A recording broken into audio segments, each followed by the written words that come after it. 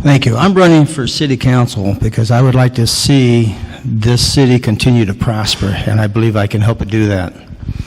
I have professional experience in financial planning, teamwork, proven dedication to the community and volunteering work, and a comprehensive business background, 39 years. I believe in the fight for the paying field to keep commercial out of there. I want to see more aerospace continue to come in and grow and expand. I'll provide a strong voice for responsible development on the waterfront that will bring in business to Mukilteo. Hard work to assure more sidewalks and safer streets, crosswalks and intersections here in Mukilteo. We have some unsafe ones here. One of the key things is affordable living for the elderly that was on the fixed home. I don't want to see us tax our elderly out of their home. I want to see them keep it.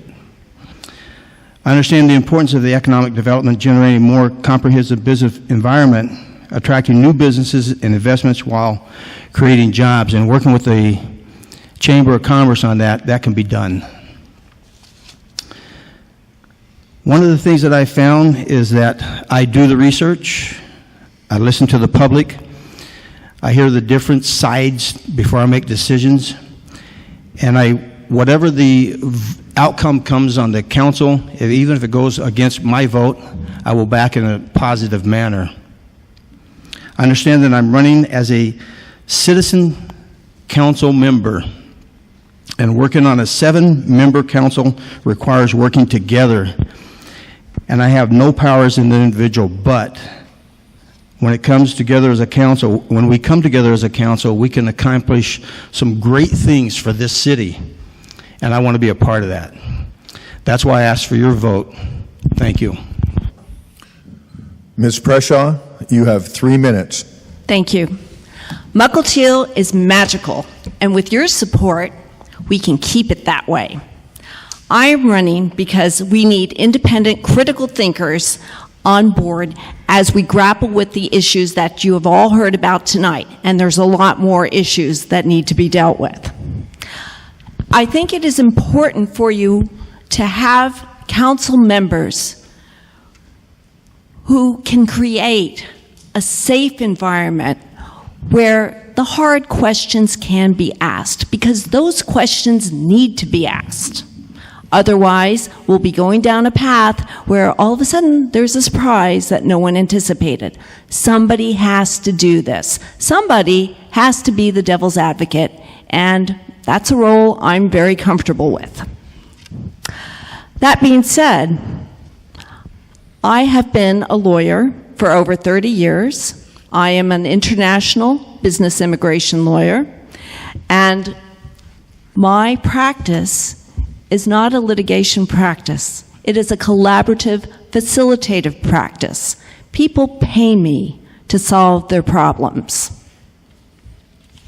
For me, litigation is the last resort, and that is the type of attitude I will bring to council. Confrontation will be the last resort. Collaboration is my style. To serve you, I want to do these things. I want to balance our budget without siphoning off reserves and raising taxes. And I'd like to do a little sidebar on my fumbled question. I was right, public safety was put first as a budget priority. In addition, investing and maintaining our infrastructure, in this particular case for this year, by replacing equipment for the police and fire departments, was a priority. Rose Hill was indeed a priority because we have a $906,000 bond payment to make, protecting the environment, spending almost $1 million on stormwater management. The gap is still 2.74%. We've been talking about a soft landing for many years now. We really need to land this and have the budget truly balanced, which means our expenditures do not exceed our income. I also pledge to perform due diligence, i.e. do the homework, so that we can avoid disasters like the IT disaster, the public works director hiring fiasco. If we had done homework, that wouldn't have happened. And finally, putting citizens first, not personal agendas. Your vote is pivotal, and I appreciate your support. Thank you, Ms. Preshaw. Position number 3 will begin with Mr. Lord. You have 3 minutes.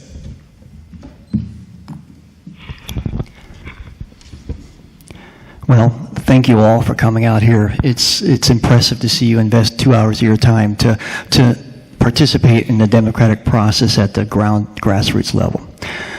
Since the 8 years I've been on here in the city council, we've done amazing things. You're sitting here in one of the most spectacular buildings. This was a discussion that was argued for decades. City Hall was argued for decades. I was sworn in a building that neither had heat nor air conditioning, depending on what part of the year it was. But we've solved those problems because we've worked collaboratively. Over the hill was Lighthouse Park. It's a jewel for the region. We're about to do the tank farm transfer. In fact, we're going to have the event next Friday, not this Friday, next Friday, where it actually is going to finally, after 70 years, come back to our neck of the woods. We're going to be working with the Port of Everett. All of that, we actually went down, got a AAA rating from Standard & Poor's. I think we're one of the 3 towns in the state that can do that, and we maintained it through the height of the Great Recession. And probably the thing out of all that I'm most proud of is that we've changed from a reactive, think about what's going on, to a proactive environment where everybody on the council and staff is now asking ourselves financial questions like not what's going to happen next month or 6 months, nor even a year, but what we're doing 5 years from now. And what kind of plans do we have put in place that we know that we have to replace this roof 20, 25 years from now? What policies do we have to put in place now so we can cover that? But we can't rest on the laurels, and there's plenty more we got to do.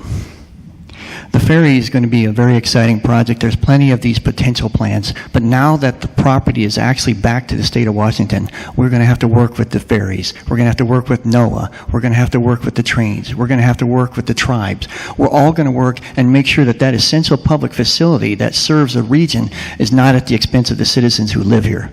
We've graciously donated one of our greatest properties that we have, and we probably will never get it back to become this one massive park that we all like to have, because we can't. It is a public facilities, but what we can do is we can work with all the entities, and we can let them know that Mukilteo is here and we have our needs, and we need you to be good neighbors, and they all know that. And so we've been sitting at the table with them for months, even years, telling them what it is that we need to do. We're going to have a promenade, and we're going to have Japanese golds back. Out of all this is the main thing I really want to do. Is I've had amazing regional and collaborative support from people all across the county, from all the way up to the executive to the mayor and all 5 members of the council. I'm proud to have what I've done, and I really want to earn your vote, so I want to be able to do some more. Thank you. Thank you, Mr. Lord. Mr. Taylor, you have 3 minutes. Thank you. Well, I've never done anything like this before. I'm not a politician. It's obvious I'm not a politician. I don't have political goals. I don't want to move from the city council to the mayorship to a state legislative position. I don't want to do any of that. All I want to do is make music and enjoy my wife and my dogs and my city. We have an awful lot of challenges here. This is a very, very small town. This is the smallest city I've ever lived in. But it's unique and has unique problems. One of the biggest problems with Mukilteo is it's a ping pong ball being kicked around by all these outside forces: federal government, state government, transportation agencies, ports. I want Mukilteo for us. We're the ones that live here. We're the ones that pay for things here.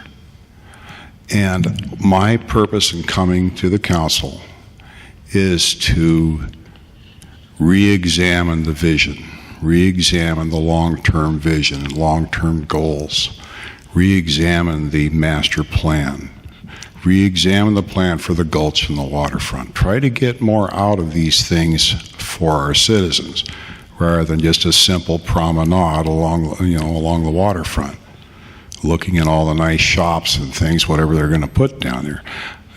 I want to go down to the waterfront and walk on the beach. I want to be able to park in Lighthouse Park and spend 15 minutes there just looking at the sunset. It takes 20 minutes just to find a parking spot. I want sidewalks in my neighborhood. I want a program to encourage citizens to quit running stop signs before one of us gets killed. It's a huge problem. I know it sounds like just a little bit. But if I could, I'd get Rex to deputize me so I could go out and hand out tickets to all the people that are running stop signs, because it's a big problem. I've almost been smashed to pieces more times than I can tell you in the last 20 years. So I'm not here to oppose whomever is the mayor. I'm not here to throw a rock in things. But we do need to slow down, count the costs, look at our plans, and get citizens more involved so that they understand what the plans and visions are for their city, and maybe do some revision so that the citizens come out on top for a change, because it's been like this for years and it may not get better without work. Thank you, Mr. Taylor. Position number 2, Mr. Emery, you have 3 minutes. Well, I want to thank everyone again for being here. I hope you found this informative and enlightening. I've had the pleasure and privilege of being on the council for the past 6 years, and I find it to be a role in which I can be of service to the community. And I think in my role as a council member and my 2 years as president on the council, and with my participation in many of the committees, that I've helped move Mukilteo forward, make it the sort of marvelous and wonderful place that it is now and will continue to be. So I'm asking for your support to help make that happen, give me the opportunity to be of service for 4 more years. My focus would be on pedestrian safety, encouraging neighborhoods to develop in ways that makes them feel comfortable in their neighborhood. That's where they live. People should have the right to do that. I want to keep working on the Long Range Financial Planning Committee, the budget process, which has been eminently successful over the past 5 years in keeping the city moving and keeping that AAA bond rating. I want to close the transaction in the Japanese Gulch, so we'll have that as a legacy for all the future generations who will enjoy Mukilteo. And there's a lot of work to be done on the ferry waterfront development project to make that the best project that we can for Mukilteo, and make this still one of the most livable places in the country. And with your support, I can do that. Thank you again for being here. Thank you, Mr. Emery. Mr. Champion, 3 minutes. I also would like to thank you all for being here this evening, and I hope you've enjoyed the debate. I am running, as I said, because I do want to keep Mukilteo unique, small, and beautiful. I do see the threat that commercial service to Painfield gives to this city, to the community, and our way of life.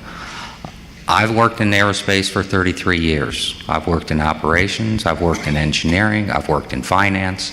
I've run multi-million-dollar projects at Painfield and other places in the world.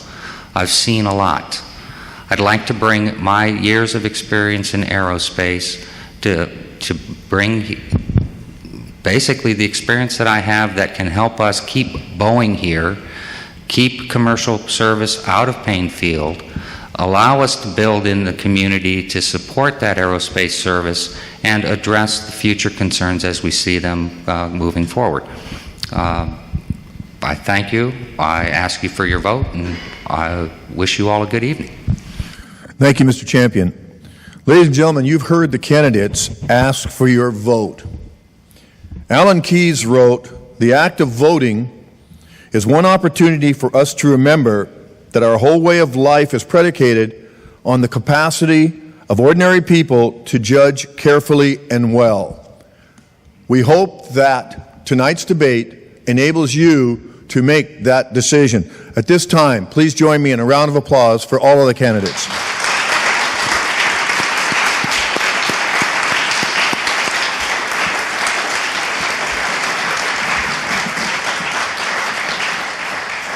Finally, please remember, November 5th, or when you receive that ballot in the mail, send it back as quickly as possible. Thank you and good night.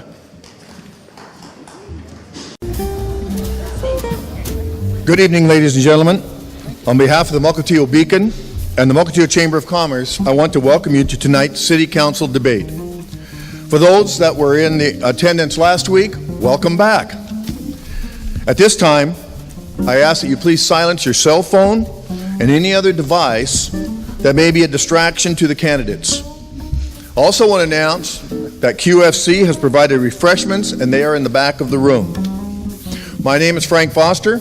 It's my honor to serve as the moderator of tonight's program. Tonight's debate is an information forum and does not represent the opinion of either sponsoring organization. The objective for the evening is to improve public knowledge on upcoming issues pertaining to Mukilteo. Hillary Clinton wrote, "Freedom means the right of people to assemble, organize, and debate.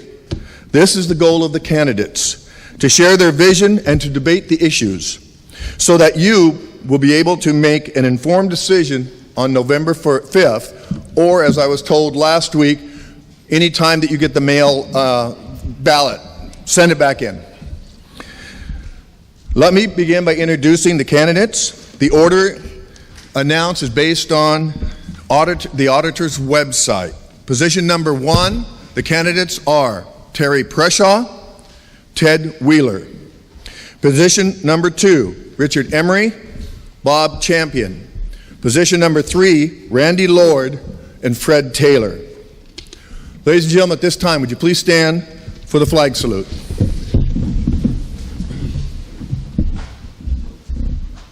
I pledge allegiance to the flag of the United States of America and to the republic for which it stands, one nation, under God, indivisible, with liberty and justice for all.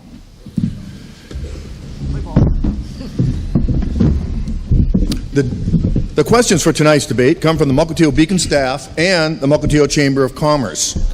We will also take questions from the audience. If you would like to submit a question, please do so at the designated table in the foyer during the break. Unfortunately, due to time, we will not be able to ask all of them. Jean Marie Trapp will be tonight's timer. She will monitor the debate. Jean, if you just put your hand up so they say, where is she? There. She will monitor the debate and ensure that each candidate has an equal opportunity to answer each question. Candidates are allowed to complete their sentence once the stop signal has been given. The moderator will oversee this process. And we had a meeting beforehand, and I don't anticipate any difficulty in this area. If a candidate does not use all of their time for a question, it cannot be applied to any other purpose or a question. We ask that you please refrain from any overt demonstrations, comments, or outbursts during the debate, as this takes time away from the candidate, and we wouldn't want to deprive anyone of their allotted time. Please hold your applause until the break and at the conclusion of the debate. The candidates will have 3 minutes to share their opening remarks and vision statement. Following their opening remarks, I will begin asking the prepared questions. Each candidate will have 2 minutes to answer their question. Due to the number of candidates, we will dispense with rebuttals. The debate will conclude with each candidate making a 3-minute closing statement. Let's begin. The order for answering the questions was determined earlier by a random drawing. At this time, Mr. Wheeler, please share your opening remarks and vision statement. You have 3 minutes. Can you hear me? Is it fine? First off, I would like to thank the Chamber and the Mukilteo Beacon for putting this on and their efforts that they've put together tonight. Also, Frank, thank you for moderating this.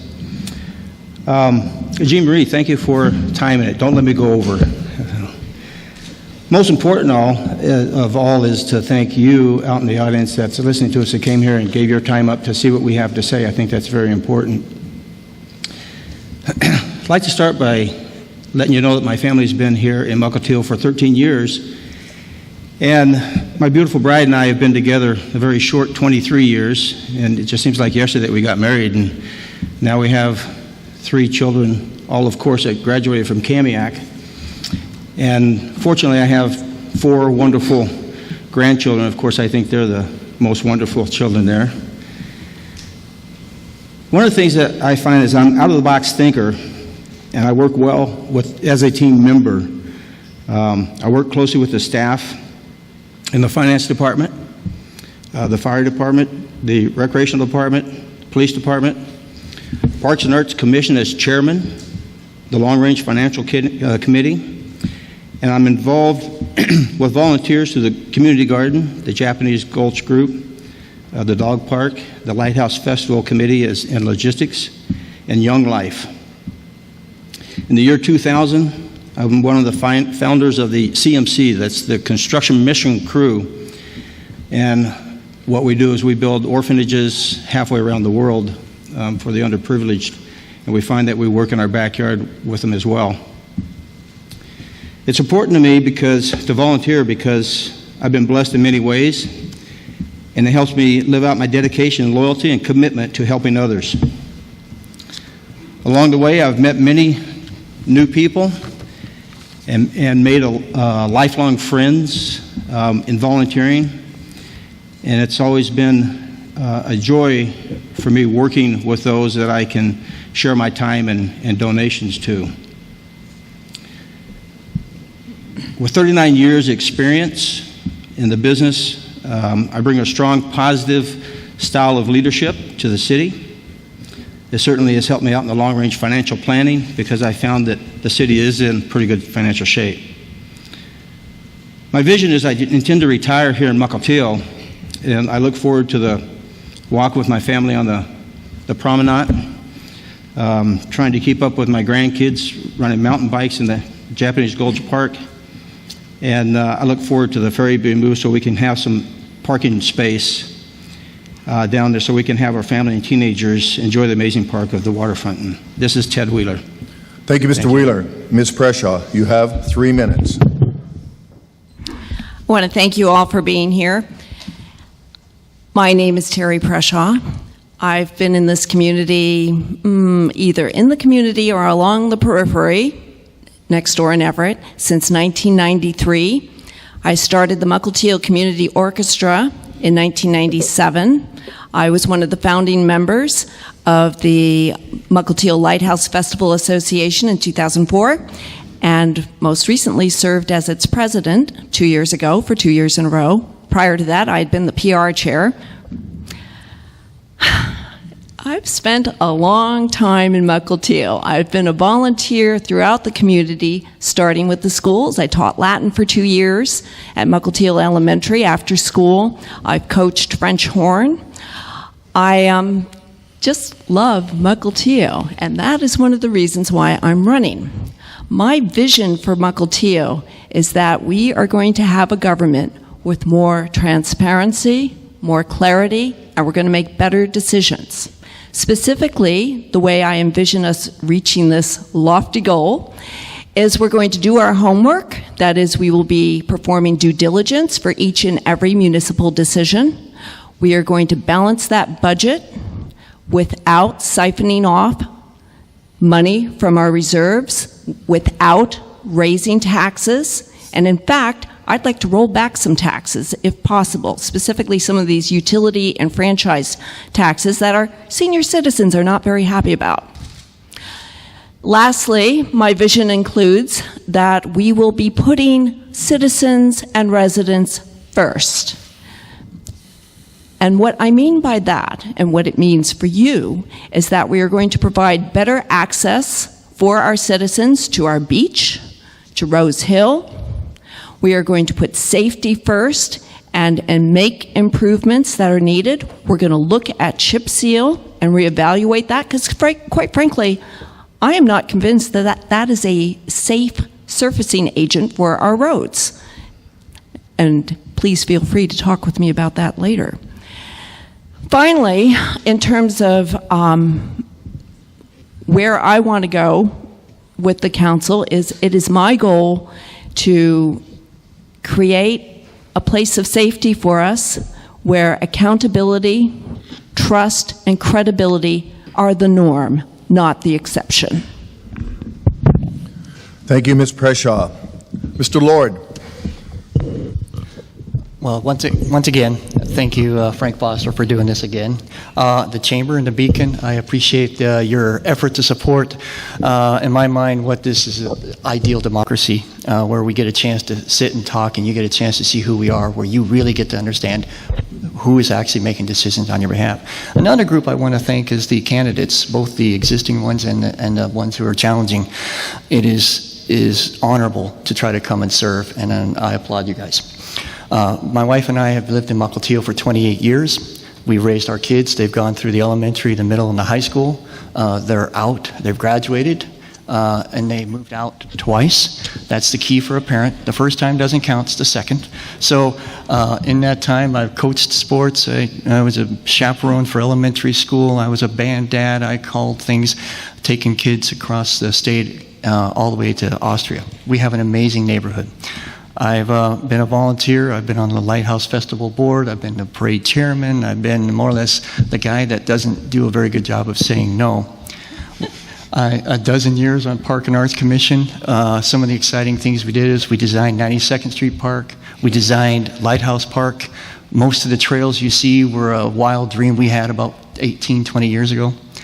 And then all this experience means that I get a chance to understand what the needs of the citizens are, and it means that I get to know what's important to you and learn how your interest in Mukilteo is there. And it also gives you a chance to know who I am and to understand the kind of style and the way I work. At the regional level on the council, in addition to the things I've done, I've been asked to represent the city on the Regional Fire Authority, where we look to see what the whole region could do to see if we could possibly save money at the fire. Did that for 2 years. Also, most recently, the funnest thing is I've been 8 years on the Conservation Futures Board, where we actually try to preserve property across the entire county. And just this year, the county was able to spend $25 million. We did a full prioritization, understood, and we saved property all over the county, quite fun. And at the same time, we were still able to preserve the property here. And we just received a check for 2.5 plus an extra more, $3.3 million from this county to support what we're trying to do. So we're trying to save Japanese goats. Now at work, in my normal job, I'm actually a Boeing engineer and a project manager. And then I'm known as a consensus builder, where people call me to see if I can't possibly solve problems that are beyond what they can do. And then that consensus building is what I bring here. And when people, in fact, the council has seen it so often that they've asked me to be council president 5 times. And so I hope to earn your support. I think there's plenty more we can do. And I just want to thank you, and let's get Mukilteo moving forward. Thank you. Thank you, Mr. Lord. Mr. Taylor, you have 3 minutes. Thank you, Mr. Foster. And I echo the thanks to the Chamber of Commerce and the Beacon and the others involved in putting this forum together for us. I am originally born and raised in Spokane and moved over to Puget Sound area with my family in 1970, and have lived in Snohomish County for about 40 years now. I've lived in Mukilteo for 19 years. My children, 2 children, also went through the public school system, both graduated from Kamiak. I think I'll sit back a little bit. My background is varied, to say the least. I have been a professional and semi-professional musician since I was a teenager. I was born into a family that owned and operated a very large public warehousing and trucking business for, I can't remember how many generations. I was the 3rd or 4th generation to run this business. At one time, it was the largest company of its kind west of the Mississippi River, and it was the first company of its kind west of the Mississippi to become computerized. So I have a background in transportation, logistics, a very strong background in computers, business management, accounting, personnel management, lobbying, working with utility commissions, rate boards. Once I got out of the family business, or we actually closed that part of our business, and we branched off into some other things. And I had become interested in computers and around the time my son was born in the early 80s, and became, through a little bit of school and an unbelievable amount of hard work and study, I became quite an expert on computer technology, programming in a bunch of different languages and creating accounting systems and inventory management systems, and eventually branching into a consulting business where I was literally in the business of reworking how businesses keep track of information. It was called business process reengineering at the time, and it involved swallowing paper into scanners and turning them into data. What I hope to do here, if elected to the council, is bring some of this experience, management experience, and a rather wide perspective of ideas to the council, and try to freshen things up a little bit here. I have a lot of concerns, as you'll see from reading my information and hearing my opinions on these subjects. Thank you. Thank you, Mr. Taylor. Mr. Emery, you have 3 minutes. Well, thank you. Thank you all for being here tonight. I really appreciate everyone's presence and your interest in Mukilteo and its future. We are, I think, all of us, the people who will make Mukilteo work and help make it thrive. So I really appreciate your interest in what's happening. I also want to thank the Chamber and the Beacon for putting on this forum. This is one way for people to get to know what's going on. A little bit about me. I've been in Mukilteo for somewhat over a decade. Been happily married. I have 5 amazing children. 2 of them have been and are still being raised here in Mukilteo. I'm a small business owner, and I've been privileged to be on the council for the past 6 years. I got involved with that because of the Japanese Gulch. It looked like Japanese Gulch was going to get developed and paved, and a lot of people were concerned about that. That led to a suggestion from one of our existing council members that I apply for the vacancy that Mark Elias had left for the good of the state, and I was fortunate to be appointed back in 2008. I quickly became engaged in a number of other issues. There's a lot more going on in the city than Japanese Gulch. And some of the ones that engaged me that I feel pleased that I've been able to have an impact on are pedestrian safety, the Long-Range Planning Committee, red light cameras, and sustainability and environmental issues. The pedestrian safety issues that I'm really pleased about that we were able to change was the pedestrian crossing down at 525 and Front Street. And I'd been there a number of times, along with, I think, many other council members. We were surprised that no one ever got hurt or killed dodging the cars coming off the ferry. It was a dangerous and terrible circumstance. So working with the council and city staff and ferries, we were able to get that changed so that it's a lot safer now. It's not perfect, but it's a vast improvement over what we had. And I'm looking forward to when the ferry traffic moves off of that area entirely, and all we have down there is going to be people going to the park and to our businesses, and that'll make it a lot better. The other thing I was able to do is put some money in the budget one year for the safety improvements at OV for that crosswalk. There was this sort of a sign above there that said crosswalk. Now we have lights, we have speed signs, we have radar patrol. This makes it a whole lot safer. It's much more comfortable to watch people use that now. And I want to continue to carry on that focus for pedestrian safety throughout the city for neighborhoods that want it. I know there's neighborhoods here that want cars to slow down, that we want to make our neighborhoods comfortable and safe for people to walk and say hello to their neighbors as a pedestrian instead of rushing through our cities. And I think I'm out of time, so we'll have to continue this forum and discussion in some other venue. But thank you for being here. Thank you, Mr. Emery. Mr. Champion, you have 3 minutes. My thanks also to the Chamber and to the Beacon and to you, the citizens, for coming to listen to us. A little bit about me. I was born and raised in Ohio. I moved to Washington State in 1980, lived in Seattle, Redmond, Kirkland. Mary and I lived also in unincorporated Everett, and we moved to Mukilteo 10 years ago.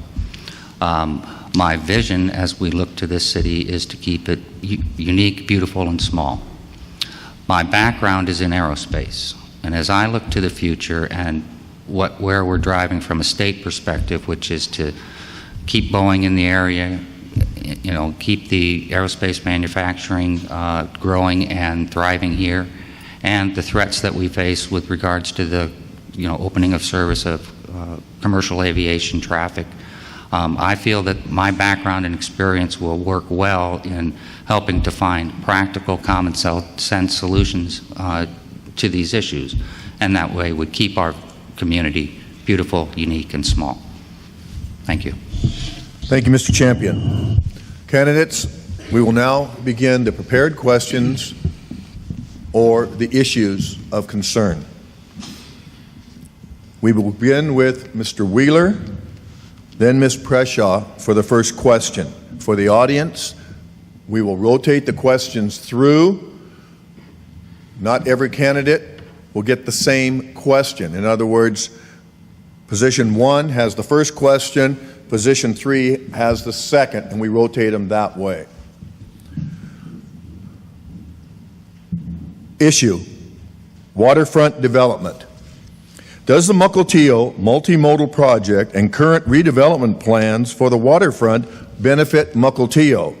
Defend your answer. Why or why not? Mr. Wheeler, you have 2 minutes. I definitely believe it does. We just recently, the Air Force just recently turned over the property on the waterfront where we call, where it's known here as the tank farm, over to Everett, the Port of Everett. And once the ferry gets moved over in that area, Mukilteo will then, we're hoping that Mukilteo will have the land in there to work with on the waterfront to put a promenade in there. There's multiple areas that can be built and worked with there that can draw development in there that can bring in shops, stores, perhaps even a little tourism. It also enables us to move the parking from the Lighthouse Park over, which we're desperately needing. That is probably one of the nicest areas that we will have for waterfront. Right now, I don't believe that those tank farms is very pretty. And one of the things that I noticed is that the ferry terminal coming in there would, they've never built anything ugly. And it also gives activity. And I think that it's a positive for our city. It gives us something to work with. And I believe that we're going to prosper from it. Thank you. Thank you, Mr. Wheeler. Ms. Preshaw, would you like me to repeat the question? You have 2 minutes. Thank you, Frank. I am emphatically against the current option that's being put forth, the Point Elliott option 2. I think it will be a disaster for Old Town and for the rest of Mukilteo. Specifically, do we really want a parking lot for our waterfront? Can I see a show of hands? Who wants a parking lot for a waterfront? I know I don't. And I'm glad to see you don't either. The option that we should be going back to, and I think it's a possibility because funding is not in place. And if funding is not in place, then nothing's in stone. We need to go back to no build because that's actually the option that makes sense. If we go back to no build, we can still have a ferry terminal that allows for two-tiered pedestrian and vehicular passenger acquisition and debarkation. We can have our waterfront, which could be developed into something wonderful for Old Town. We could have everything that we've always envisioned for Mukilteo. If we stick with the option that we have, then I think we're going to end up with a road up Japanese Gulch. Because you know what? there's no alternate route proposed. The only route proposed for this multimodal terminal that they have set forth is that 70-year-old bridge. What's going to happen if that bridge collapses during an earthquake? So I think if we go with that, with option, Point Elliott option 2, we're going to end up with a road in Japanese Gulch, and I sure don't want that, and I don't think you do either. Thank you, Ms. Preshaw. Moderators, point of order. When candidates pose a question to the audience, it's a rhetorical question so that you don't have to feel like I've got to vote. So just want to let you know that. Thank you. Position number 3, you get question number 2, the issue, economic development. How do you propose Mukilteo bolster its economic development as the city eases out of the recession? Mr. Lord, you'll get the opportunity to answer this first. Would you like me to repeat the question? No, I understand. You have 2 minutes. Okay, thank you. As a parks person for a dozen years, I was able to concentrate only on the green things, and it was really easy and it was quite fun. But when you get on the council, you have to figure out how to pay for things too. And so I had to change my perspective and expand it. And so being that way, it helped me to focus what I'm trying to do. And so we understand that we need to pay the bills, and we want to be able to do that by creating a business-friendly environment also. And then what we found out in Mukilteo, what seems to work well, is 2 models. One is the restaurants and the taverns, and the second one, surprisingly, and not surprisingly, is the aerospace industry. We have many, many aerospace industries. So I'll talk about the restaurants first. Our staff is actually the city administrator's function. One of his main functions is to support and embrace and encourage and seek out additional businesses and developments. Many businesses approach the city looking for opportunities, and then at the same time we match them up to what the current empty lands are, existing buildings, and seeing if we can't match up our needs to their needs. Sometimes there are things that people want that we don't have, and we actually work with them. And so, by the way, you see some of the restaurants coming in, and they're working out really well. What I really like, being an engineer, is that I'm more interested in the aerospace side, because I want the aerospace businesses here, because that means they pay engineering salaries, and you have engineering families, and so they make the money, and then they spend the money here, and it supports the restaurants and the shops. So I've actually worked with Electro Impact and other companies like that. When they wanted to expand, they asked the city, can we do things to make it better for them? And we actually adjusted our zoning in a place that was palatable to all and allowed them to put in one of their brand new buildings that supported greater growth. And now you'll see that they're about to expand even further. So you combine businesses, you combine aerospace, and you get what you need. Thank you, Mr. Lord. Mr. Taylor, would you like me to repeat the question? No, thank you, sir. You have 2 minutes. I'm going to introduce, hopefully for the last time, my use of the word vision. My vision for economic development in Mukilteo involves a mass revision of certain plans and assumptions that have been going on here in the last few years. The biggest problem I see throughout Mukilteo has to do with infrastructure, transportation, roads, traffic safety, and it tied in with the direction that Mukilteo has taken over the last few years toward, and I'm exaggerating, making us somewhat, the whole city, a park and bike trails and walking trails, but still no sidewalks.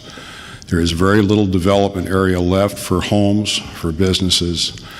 We all know the difficulties businesses in Old Town have in staying open, like my favorite little fish restaurant, of course, is gone.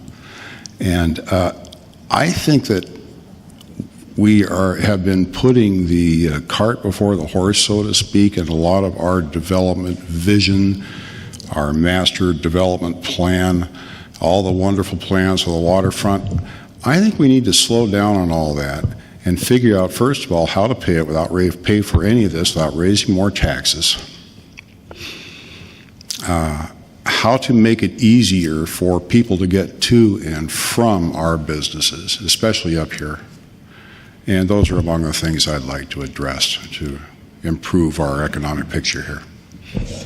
Thank you, Mr. Taylor. Question number 3, we'll go to position number 2, and we'll start with Mr. Emery. Issue, Payne Field. What is your position on commercial air service at Payne Field? What do you see as Mukilteo's role in the fight against commercial air services? Is the fight over or far from over? Would you like me to repeat that, sir? No, thank you. You have 2 minutes. I can't think of anything that would be worse for Mukilteo than passenger air service at Payne Field. I think we would get serious economic, environmental, and mobility issues and consequences, and we would get very little benefit, if any, from that happening. The city has been engaged in a struggle to keep passenger service out of Payne Field for a number of years, and I expect it will continue to do so. The overriding problem is that the FAA has given money to the airport, and there is a requirement that the airport may have to institute passenger service if an airline is prepared to pay all the costs of making that happen. So what the city can do, there's 2 things the city can do about this, or 3 actually. The first thing is to keep working with the airport, with their economic development, with some regional leaders and the state to promote the creation of more opportunities for aerospace business at the airport. The more space that's used up by businesses and other uses, the less space there is for commercial air traffic. The second thing we can do is pursue our lawsuit, which is an effort to require the FAA to hold the airlines and any applicant to the highest possible environmental standards that we can contrive, with the idea that if it gets too expensive for an airline to come in to meet all the mitigation requirements, they won't do it. This has been a really effective method in keeping developments happening from all around the country in many locations, and this is one of our goals at this point. And the third path is to keep working on lobbying on the state and national level to get the airport designated as an airport of national significance. It actually turns out that Payne Field and the businesses associated with it are a major economic engine, $20 billion a year in economic activity, one of the highest levels in the airport in the country. Having commercial air traffic would disrupt that and threaten that in substantial ways. So we're going to keep working in that direction too. Thank you. Thank you, Mr. Emery. Mr. Champion, would you like me to repeat the question? Thank you. Sir, you have 2 minutes. Well, I fully understand the FAA's next generation air traffic system and their plans for what I call KPAE or Payne Field. I believe an option that we need to put on the table, and I agree with Mr. Emery, is we need to be the voice of change that says to the governor, to our legislatures, both at the state and federal level, that commercial service at Payne Field is a risk to Boeing's manufacturing plans for their 787 and the 777X.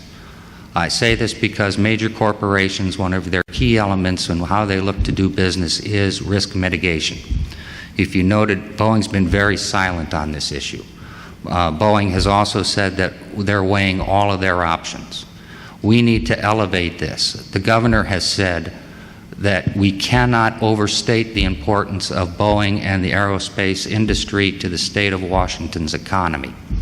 I think if we get the support of the governor and the support of both Cantwell and Murray, we can drive a rule change that would allow Payne Field to be designated as an airport of significance and thus stopping commercial service. Thank you, Mr. Champion. Question number 4 goes back to position number 1. Ms. Preshaw, you will answer the question first. The issue, Japanese Gulch. How do you propose the city pay for the last undeveloped 98 acres of Japanese Gulch, which has been estimated to cost $6.3 million? Ms. Preshaw, you have 2 minutes. Well, first of all, I'd like to do a little sidebar comment on the negotiation process for this piece of property. I really think we did not serve ourselves well when we go to the folks who are offering to sell this property and say, gee, we think it's going to be worth around $6.25 million. That's how much we're going to try and raise. And we're telling everyone that we're going to try and raise that amount of money when there wasn't even an assessment. There wasn't even a price determined as to how much the seller was willing to sell this property. So we kind of put ourselves in a bad position in the first place. Due diligence and hard questions being asked first would have avoided that problem. Now, to move on to the question specifically, I do not support councilmanic bonds for the purchase of Japanese Gulch. We already went down that path with Rose Hill. We ended up with over $18 million worth of debt at the height of the worst recession ever.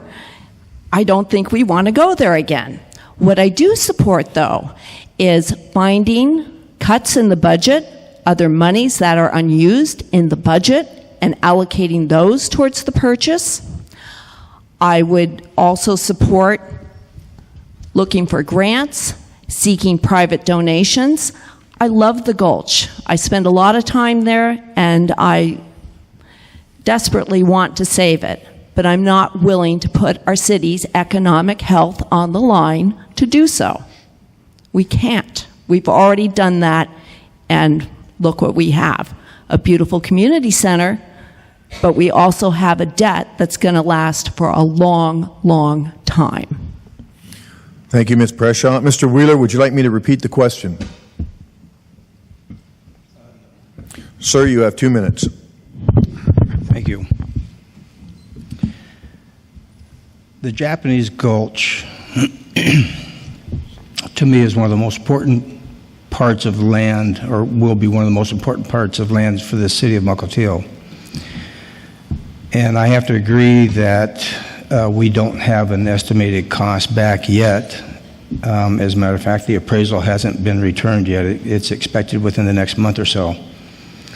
We have $4.3 million set aside that it was given to the city just last Monday at City Council. The checks were presented, and that's sitting aside. I believe that once we get the appraisal back, then we can make an appropriate decision as to what we can offer for the balance, or if there is a balance, to be paid for the Japanese Gulch. And I do know that one thing I don't want to ever do is make decisions without having all of the information about that. And I don't think any of us here have all of that information. I do believe that if the Japanese Gulch appraiser comes back and it is higher, the funds will be there. I can't say why or how they will be there, because I don't think it's going to be in the time that I'm going to have before the council. I think it will be next year once I'm on council. So let's get the facts together. Once we have the facts, then we can make an appraisal. Thank you. Thank you, Mr. Wheeler. Question number 5 is for position number 3. Mr. Taylor, we will begin with you. Issue: taxes. The city has raised property taxes over the last several years, 1% in 2012 and 3% in 2013, and started collecting a utility tax, 1% in 2013, to help balance the budget. What is your stance on raising taxes to help close the gap? Sir, you have 2 minutes. Thank you, Mr. Foster. Well, you've all heard the expression tax and spend. You collect a lot of money in taxes and then decide where it goes. Now, that is not the best way to do things. What we have here, apparently, is a spend and tax system where you make budget decisions, proceed with projects, and then try to figure out where the money's going to come from. I do not believe in deficits. I do not believe in deficit spending. I believe in figuring out what something's going to cost. If it's approved, to implement it at that cost and hopefully have a little money left over, but certainly not running the whole. We've been running deficits here for several years, and they are accumulating, and accumulating deficits become, a real liability. And we are a small town with a tax base that is not likely to increase a great deal from this point on. We're getting to the point where raising taxes is going to be the norm as more desires become fulfilled around here. People want more of this, they want more of that, and we still don't have sidewalks.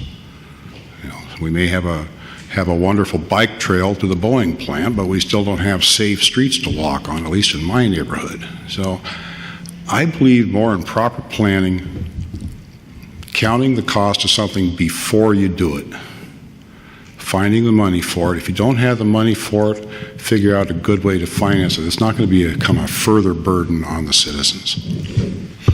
Thank you, Mr. Taylor. Mr. Lord, would you like me to repeat the question? No, I understand it. You have 2 minutes. Okay, thank you. Mukilteo and the entire country suffered what we now hear and call it as the Great Recession, and it has been an amazing impact on the entire country.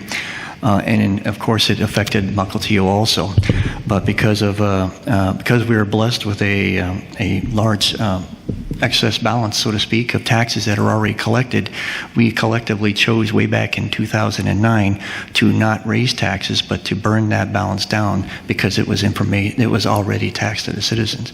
We actually chose, because interest rates were at all-time lows and because construction costs were at all-time lows, we actually found that it was the best interest to bond this and pay it out over 20 years, so we didn't have to throw the $7 million at it at one time. That allowed us to pay other things as we worked our way through to weather the storm. What we found was over that period, over 6 years, every year we went back and cut back the budget about 5% from one to another. It had been about a 30% cutback before we ever even considered taxes. That was our last choice. Throughout all of that, we never had laid off police, we never laid off fire. We continued to provide services. Only when we finally got down to the point that we had to continue to figure that out, we started doing a little bit there because we had to diversify our base. We were only dependent on real estate excise tax. And as we saw that it was going down, we had to do a little bit. Now that we're starting to come out of the recession, we're starting to be able to look back and see if we really need all of those taxes. Throughout all of that, I support balanced budgets. And through this entire effort, the city has still maintained its AAA rating, which is a very rare occurrence throughout the whole place. And because of long-range financial planning, we are looking to the future, and we now know what exactly is going to happen, and we know what's going to happen not just 3 months, but all the way out there to 6 months, 5 years, 10, even 20 years. Thank you, Mr. Lord. Question number 6 goes to position number 2. Mr. Champion, you will begin. Issue, full-time mayor. Does Mukilteo need a full-time mayor and a full-time administrator? Why or why not? Sir, you have 2 minutes. Well, yes, I believe Mukilteo does need a full-time mayor and a full-time administrator. We have a strong mayor-council government. We've voted on that in the past, and that's what we, the citizens, have elected on. But we live in very interesting and unique times. Those times require a skilled individual who can work with our city people, our neighboring cities, our state, and our federal representatives. That's a boatload of work. But the people that work in the city also deserve management that they can go to and rely on, and that is a full-time work. So I do believe that we need both positions full-time. Thank you, Mr. Champion. Mr. Emery, do you wish me to repeat it? No, thank you. You have 2 minutes, sir. Thank you. I believe we need both a mayor and a full-time city administrator for much the same reasons that Mr. Champion mentioned. I think there's a number of issues that are regional in nature that we need someone out in the wider community to represent and advocate for Mukilteo's interests. I think that's a full-time job. We have the ferry development, we have economic development, we have Painfield issues, we have a number of other things that impact Mukilteo. If we weren't out there in the community advocating for ourselves, no one else is going to do that, and we'll get kind of run over. We're kind of a small town surrounded by a bunch of bigger towns, and no one out there is looking out for us except us. So I think that's the role of the mayor, to be out there and advocating for Mukilteo and helping us bring things in here and deal with things so that what happens is the best thing we can get for Mukilteo. But in the meantime, the city needs to be managed, and the city administrator needs to be doing that, as well as helping with some economic development activities to help improve our position economically over time. So I would think if at some point in the future we find that we're not in the middle of regional issues and we have settled some of these projects and things have calmed down, it would be a good time to re-examine that. But certainly for the next several years, I fully support the staffing we have now. Thank you, Mr. Emery. Question number 7 goes to position number 1. Mr. Wheeler, you'll begin first. Issue, build out. Mukilteo has less than 5% of land left to build homes in the city. What do you propose the city do with the developable land that is left? Sir, you have 2 minutes. Well, that's an interesting question because, if I'm not mistaken, Mukilteo doesn't have the authority of what's being done. It's the owners of the land that what's going to be done, but they just have to abide by the codes, the builder's codes. So as far as the city goes, there's really nothing that they can do except make sure that whoever builds on whatever property is left, that they do abide by the codes for that area. Thank you, Mr. Wheeler. Ms. Preshaw, would you like me to repeat the question? No. Ms. Preshaw, you have 2 minutes. Indeed, the owners control their property. However, their property is subject to more than just building codes. They are subject to zoning codes. So the city does have some degree of control in terms of what zone are these properties located in, and is there any fine-tuning in terms of those zoning requirements that the city is able legally to do? So it really depends where the property is located, what is the zone, and what plans does the developer have, and how does that, fit into our community, and is it legally possible to do anything to change an outcome that may look undesirable?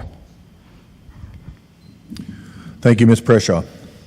Question number 8 goes to position number 3. Mr. Lord, you will begin. Issue, City Council. If elected, how will you ensure collaboration with the council, new members, and the veteran members? Sir, you have 2 minutes. Well, I'm actually glad you asked me that one because I kind of consider that my strong suit.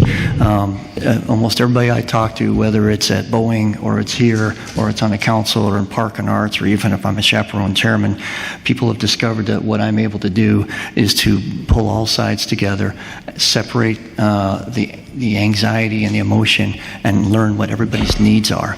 And what I do is I talk to everybody and understand what they need, and we see if we can't find a collaborative consensus decision. I believe that collaboration is one of my strong points. And in fact, one of the surprising things is I became council president because the council itself keeps asking, who is the best representative, and I get elected. I've been to council president 5 times. What I found also is all the different organizations I come to, I don't really seek the leadership, but I ask the fair questions, and then next thing you know, I'm the vice chair of the finance committee at the Regional Fire Authority. Not because I want it, but because they know that I will be fair and I won't drive my own agenda. Even as a council president, I find that I sacrifice my agenda to listen carefully to what they do. So with the new council members and the existing council members, I plan on talking with them. I plan on understanding what's important to them and sharing what we need to know. They know that I'm highly accessible. They know that I'm their voice when we develop the agenda. And they know that when we need to get some stuff done, I will be able there and I'll be able to represent them. Thank you. Thank you, Mr. Lord. Mr. Taylor, would you like me to repeat the question? No, sir, thank you. Mr. Taylor, you have 2 minutes. Thank you. I'm not sure how you can ensure anything in a situation like this. I can only speak for myself in that, as I've indicated, I have a very varied business past, and I am going to tend to look at each situation that comes up from an accounting standpoint, from a practicality standpoint, and I'm simply going to make my case and try to, if I'm opposed, I'm going to try to understand the other members' positions and work with them. There's no sense in being a standalone rock against a tide. On the other hand, I don't think, and this addresses the second part of the question, I don't think that it's necessarily my job to always collaborate with anybody's vision, whether it's the mayor's, whether it's a majority of the council. I don't always think that vision is a wonderful thing. I think that we need solid management, regulated growth, careful budgeting and careful prioritizing of things that need to be done for the residents of the city first. I want to put the residents of the city first. If that means not agreeing with everybody on the council, that's what it means. I may win sometimes, I may lose sometimes. I'm a very reasonable person, so I can be persuaded, and I'm not ashamed of being shown if I'm mistaken. So I guess that's it. Thank you, Mr. Taylor. Question number 9 is for position number 2. We'll start with Mr. Emery. The issue, coal trains. Are coal trains an issue in Mukilteo? Why or why not?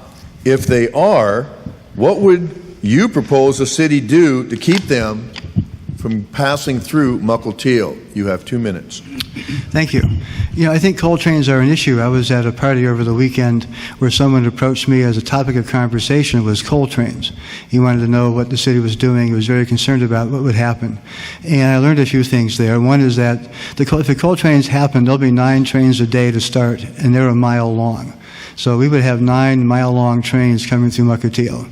Even though we don't have crossings that would be disrupted, we'll have that noise and disruption and the coal dust. And that's the other thing I learned was coal dust is a real problem.